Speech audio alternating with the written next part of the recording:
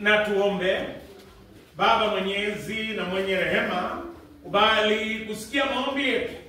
Utubariki kupitia kwa neno lako. Nena pamoja na kila mmoja wetu. Kwa jina la Mungu Baba, Mwana na Roho Mtakatifu. Tuketi chini tafadhali. Wakristo wote wa kanisa letu la St. Mark's Koikoi, mniruhusu ni wasalimu nyote katika jina la Bwana wetu Yesu Kristo. Bwana asifiwe. Amen. Bwana asifiwe. Amen. Kuna kitu kimoja duniani ambaye kila mtu ni lazima atapitia. Kitu ambacho kinaitwa shida ama mateso. Sisi watu ambao wanatoka mlimani wanasema nyani, kanyani, mtu amepitia shida. Pia uko na watu ambao wanasema kumtambo. Kumtambo ni shida, mtu amepitia kumtambo. Na nasikia Wakikuyu wanaita tena. Yaani shida. Nataka nikwambie unaweza epuka chochote. Lakini dunia hii kila mtu ni lazima atapitia shida. Na shida ambayo anapitia wakati mwingi hajui afanye nini. Leo somo letu la kwanza limetolewa katika kitabu cha Ayubu. Ayubu 26 mstari wa kwanza mpaka 14. Na leo nataka kuhubiri kuhusu wakati wa shida. Kuko na marafiki aina tatu tutakutana na wao. Je, ni rafiki mgani ambaye wewe unataka kukua karibu naye wakati shida inakupata? Kulikuwa na mtu mmoja ambaye anaitwa Ayubu. Ayubu alikuwa mtu tajiri. Tena alikuwa akiendelea vizuri. Alikuwa na ng'ombe, alikuwa na ngamia, na baadaye akawa na watoto. Ayubu alikuwa anaendelea vyema. Na nadhani niwaambie wapendwa, alipoendelea vyema kule juu mbinguni, Mungu akapata, wakati wana wa Mungu walikuwa mbele yake, ukatokea na muovu ambaye anaitwa Shetani. Na Mungu akamuuliza, je, umenionea mtumishi wangu ambaye anaitwa Ayubu? Shetani akasema, ninamuona Ayubu. Ninajua Ayubu anakupenda kwa sababu umempa mali. Shetani akaruhusiwa na Mungu, akaambiwa achukue kila kitu isipokuwa uhai wake. Ayubu akaanza kupata mateso. Ng'ombe wakafariki, ngamia wengine wakachukuliwa, na hata watoto wakakufa. Mke wake akamgeuka na akaambia Ayubu, ukana Mungu na wewe ukufe. Kila mtu akamgeuka, akawa mgonjwa, majipu yakatoka.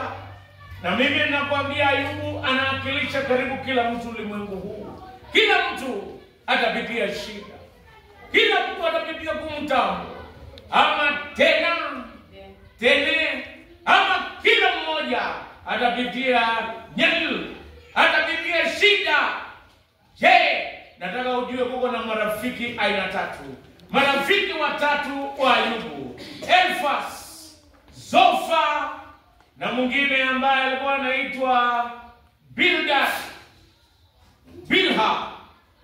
Hao marafiki watatu waliposikia Ayubu amepatwa na shida, wakamwendea. Na walipomwendea, wakaongea na Ayubu wakimshauri. Leo nataka niwaambie wapendwa kuhusu marafiki aina tatu ambaye tutakutana na wao wakati tunapambana na shida katika maisha. Shida inakujanga kwa magonjwa. Shida inakujanga kwa kukataliwa. Juzi nilikuwa nasikia radio ambayo inaitwa Citizen, nikitoka Nakuru nikija upande huu siku ya Ijumaa, na nikasikia hadithi ya mama moja ambaye alipatana na changamoto ambaye si haba. Mtoto wake wa kwanza akawa na ugonjwa unaitwa cerebral palsy, yaani hawezi kujisaidia. Mtoto wa pili akili ikawa inakuwa kama iko na mfupa ndani yake, na ilibidi afanyiwe operation mara 3. Mama yake akapata lung cancer, bwana yake akamwacha, na kila mmoja wetu tuko na shida mbalimbali ambao tumepitia.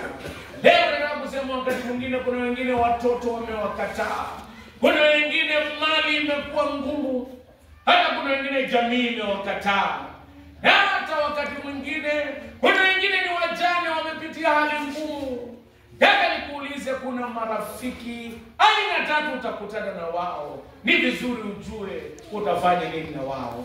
Ya kwanza, marafiki aina ya kwanza, kuna marafiki wadhaifu tutakutana na wao wakati wa shida. Kama marafiki watatu wa Ayubu. Jambo la kwanza, hao marafiki walimkujia Ayubu, lakini hawakuenda kukaa naye. Ayubu alikuwa anakaa chini kwa majivu, wale wao walikuwa mgonjwa, lakini hao marafiki walimkujia na kukaa mbali. Wakati wa shida kuna marafiki ambao watatukujia, na kitu cha kwanza watakaa mbali. Hata wengine wanaweza kutusengenya. Niliwaambia siku moja nilipokuwa mchungaji wa Mtengo, watu wakuja kuniambia, wamama fulani wakuja kuniambia ya kwamba kuko na mtu mgonjwa sana, karibu akufe, mchungaji enda umuombee. Na mimi nikang'ang'ana nikaenda kumuombea, nikamtia moyo. Kufika hapo nikakuta alikuwa jamii yangu, mke wake alikuwa jamii yangu. Mimi nikamuombea, nikawatia moyo. Mimi nilifikiri hao walikuwa wamekuja kuombe huyo mtu aombewe akome. Nikabakia kumtia moyo, nikamwambia kula, pambana na kula, omba na Mungu atakusaidia. Hawa mama ambao walinisindikiza kumbe walienda mbele yangu, na mimi nikakuwa nikiwafuata nyuma. Sijui kwa sababu mimi ni mfupi ama mweusi, hawakuniona nikiwafuata. Na nikawakuta wakiongea. Mwingine anauliza mwingine, wewe unafikiri huyo mgonjwa atatoboa leo? Mwingine akasema hapana, huyo atakufa leo. Karibu niwaulize, je, mliniita nimuombee aende ama hapo? Wakati wa shida kuna marafiki hafifu, wengine watakuwa wakituonea na wengine watatusengenya. Alafu Ayubu anaambia marafiki wake watatu. Anawaambia kitu cha kwanza, akasema ya kwamba hamkunisaidia.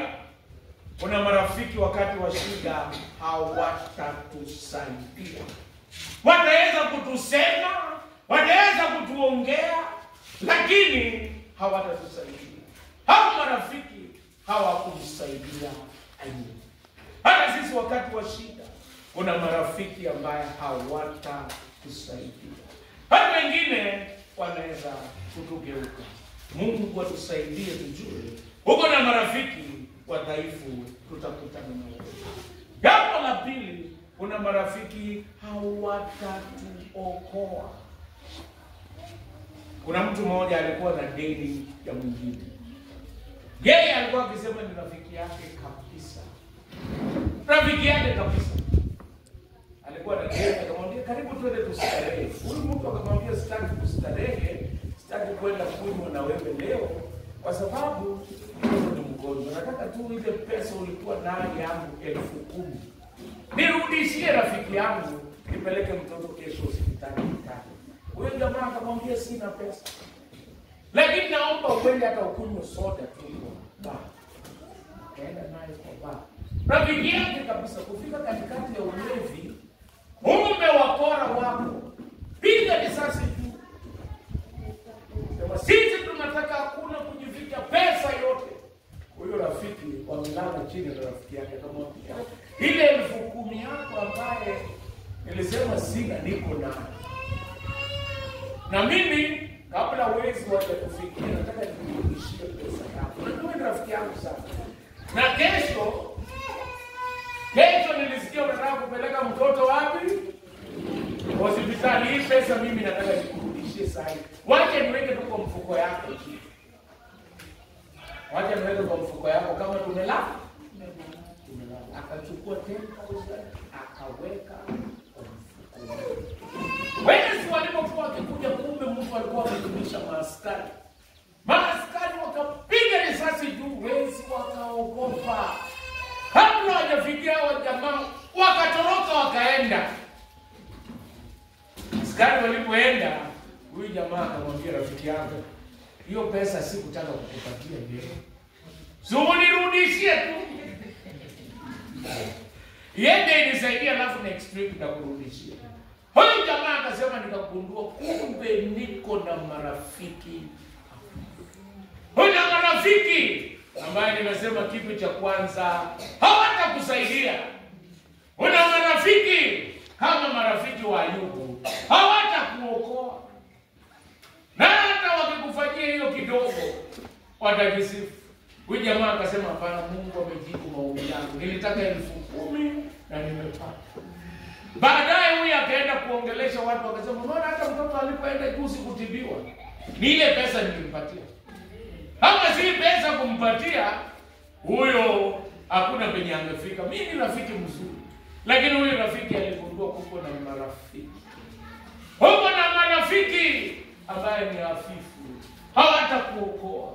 Mwishowe hawatakushauri. Wakati mwingi umepata changamoto, kuna marafiki hawatakushauri. Watakwambia mama, hapa haiwezekani. Wewe toka kwako enda. Wengine watakwambia wewe hakuna penye utatoboa. Una marafiki kama Ayubu hawakumshauri. Kitu cha nne, kuna marafiki ambao hawatakuwa na huruma. Hao marafiki wa Ayubu hawakujali mambo yake. Hawakuwa na huruma. Hawakutaka kujua changamoto ya Ayubu ilitokea wapi. Walimhukumu na wakasema ni kwa sababu ya dhambi yako ndio mambo haya yamekufuata. Uko na marafiki hafifu, tutakutana na wao tukiwa na shida. Haijalishi ni magonjwa, haijalishi ni kukosa mali, haijalishi ni kupungukiwa, kuna marafiki hafifu tutakutana nao. Na hata kuna wengine wataongea maneno juu yetu. Mungu atusaidie tusiweke matumaini yetu na imani yetu kwa marafiki hafifu. Jambo la pili, kuna marafiki wachache. Kuna marafiki wachache ambaye watatusaidia. Kuna mtu mmoja anaitwa Daudi. Daudi alikuwa na shida sana. Sauli alitaka kumuua. Kuna rafiki wake mmoja anaitwa Yonathani. Katika kitabu cha Samueli 23 na mstari wa 16, Biblia inasema Yonathani akamsaidia Daudi kupata nguvu kutoka kwa Bwana. Uko na marafiki ambao watatusaidia tupate nguvu kutoka kwa Bwana. Watatuelekeza na kutuambia kwa Mungu ndio kuna msaada. Kwa Mungu ndio kuna amani. Kwa Mungu ndio kuna matumaini. Na kwa Mungu ndio kuna uwezo wote. Mungu atusaidie tuwe karibu na marafiki ambao ni wachache na watatusaidia. Jambo la mwisho nataka kumalizia na kusema ya kwamba wakati unapitia shida, uko na rafiki mmoja mwaminifu siku zote. Huyo ni Mwenyezi Mungu. Na Ayubu alipofungua mdomo wake kujibu marafiki wake ambao hawakumsaidia, ambao waliongea vibaya juu yake, ambao hawakuwa na huruma, ambao hawakuwa na ushauri, akaelezea kuhusu rafiki huyu mwaminifu. Jina lake ni Mungu. Jambo la kwanza ni rafiki ambaye ni muumbaji. Aliumba mbingu na nchi. Akatuumba sisi kwa sura na mfano wake. Hakuna rafiki. Biblia sisi Waanglikana tunaimbanga Yesu wetu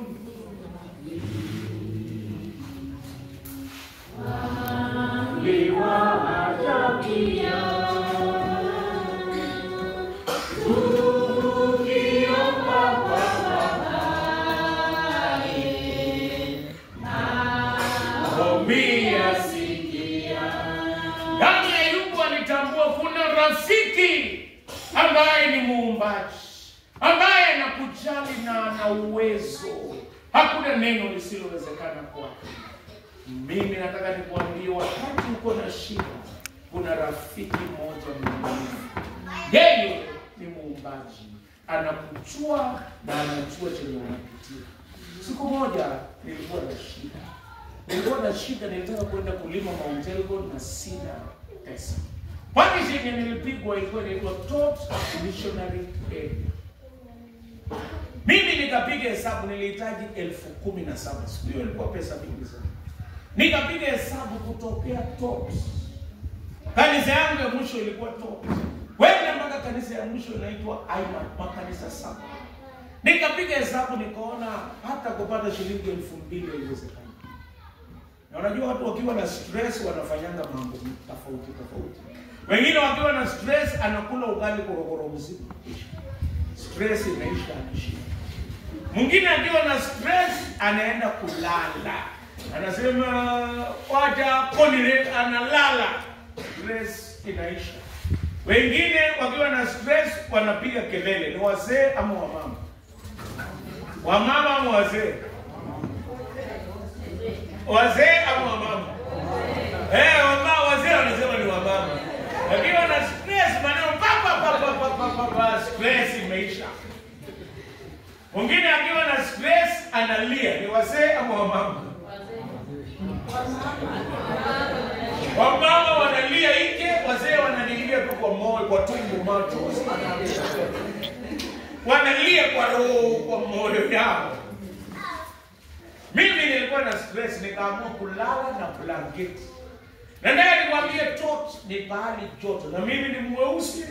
Na nikaingia ndani ya blanketi stress. Nilipoangalia kulikuwa na marafiki wadhaifu, wengine walikuwa wameniahidi watanisaidia miss. Nilikuwa na rafiki mmoja akanitia moyo. Akaniambia, mchungaji, Mungu atafungua njia. Nikalala nikachoka.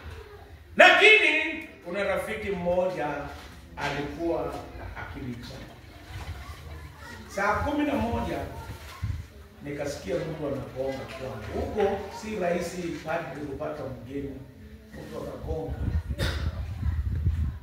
Mchungaji, huko ndani. Sikujua ni nani, lakini ilikuwa mwenye hiyo nyumba. Alikuwa anaitwa Daniel Dr. Mungu alimuita. Yeye akaniambia, mchungaji, unalala mchana, shida gani? Akasema, usiogope mchungaji, sema shida ambayo inakusumbua. Acha nikamwambia, miujiza isipofanyika na nipate 17,000, mimi sitalima. Na nisipolima maisha yangu itakuwa na changamoto. Akaniambia, padri, amka. Wewe ukunywe soda. Na usiwe na wasiwasi tena. Nitakutumia 17,000 juu. Ilikuwa Alhamisi. Kweli akatuma. Na mimi nikaona Mungu alimtumia. Na yeye ni muombaji. Hata 17,000 haimshindi. Akatumia huyo ndugu akanipa fedha hizo. Nikwambia, wakati una shida, una rafiki ambaye anakujali. Bwana asifiwe. Amen. Yeye ni muumbaji. Kitu cha pili, yeye ni muhifadhi. Ayubu anasema aliumba dunia na anaisimamisha bure, out of nothing. Mimi nafunza wanafunzi fulani somo ambayo ni Old Testament survey. Na tunaangalia changamoto ya Ayubu. Wiki jana tuliangalia changamoto ya Ayubu. Lakini yeye Ayubu alikuwa sawa kwa sababu alikuwa na muumbaji na muhifadhi ambaye kwa neno lake anasimamisha dunia. Bila neno yake tunasambaratika. Kwa neno lake kanisa la Koikoi inajaa. Kwa neno lake tutaendelea mbele katika jina la Yesu Kristo. Bwana asifiwe. Kitu cha tatu, yeye ni rafiki ambaye ni mpaji. Anatupa hata wakati ambaye niliwaambia siku moja, mimi napenda wapendwa ambao wanaitwa jeshi la wokovu. Wanaitwa jeshi la Bwana aliangalia. uangalia nyumani, uangalia mbele. Hata wewe ukiwa na changamoto, ukiwa na shida, ukiwa na kumtambo, angalia mbele, kwa sababu tunaye rafiki ambaye anafungua njia hata bahali ambapo hakuna njia. Kulikuwa na mtu mmoja ambaye bibi yake alimwacha. Hata watoto wakaenda na mama, akabaki mwenyewe na pombe. Watu wakamuita kalewa, lakini kuko na rafiki ambaye ni mwaminifu. Jina lake ni Yesu Kristo. Na siku moja watu wa jeshi walipokuwa kuhubiri, kando kulikuwa na mtu analala kwa mtaro, wakamhubiria. Wakasema wangapi wanataka kupokea Yesu Kristo? Yeye akabeba mkono, ingawa alikuwa mlevi kidogo, watu hawakuamini, akaombea. Jumapili ijayo na nguo safi akakuja kwa kanisa ya jeshi. Ameokoka. Neno la Mungu. Hata wakati watu walimdharau, mke wake alimwacha, aliitwa kalewa, kuko na rafiki mwaminifu. Na yeye akabadilika kupokea siku. Na alisoma mpaka form 4. Watu wa jeshi wakafikiri aende college asome akuwe mchungaji. Na kwa kanisa la jeshi afadhali ukose chochote, especially wa ndugu zetu kina Maende na wengine. Wanasema atambo mhasi amekosa bibi. Mambo mengine yote yako sawa, lakini atambo mhasi ana bibi. Kumbe wa mama wakitoka pahali network inashika, hata akitoka miaka 20 bado ripoti hiyo boma anapokea. Na wakasema watafutie bibi. Ule bibi wake wa zamani mwenye alienda akataka kurudi, lakini hakuwa na nafasi. Akagundua kuna rafiki wadhaifu wanakuacha wakati uko mwisho. Kuna rafiki wachache kama hao wapendo wa jeshi wakampeleka kwa Mungu. Na Mungu na rafiki mwaminifu akampokea, akamfungulia njia. Hata yeye sasa ni mtumishi wa Mungu. Kwa nini? Rafiki huyo anafungua njia hata wakati ambapo hakuna njia. Na baada ya kumfungulia Ayubu njia, vitu yote aliyokuwa naye akamrejeshea. Ni rafiki ambaye anatufungulia njia. Kama umesumbuka, anakufungulia njia. Akarejeshea Ayubu vitu maradufu. Hata watoto walikufa wote, wakazaliwa wengine. Hata mke wake akabadilika. Mungu atusaidie. Yenye tunapitia, tugundue kuko na marafiki wengi ambaye ni wadhaifu. Kuko na marafiki wachache ambaye watatusaidia tuone Mungu. Lakini zaidi, kuna rafiki mwaminifu ambaye atasimama pamoja nasi na kutufungulia njia na kutuponya katika jina la Yesu Kristo.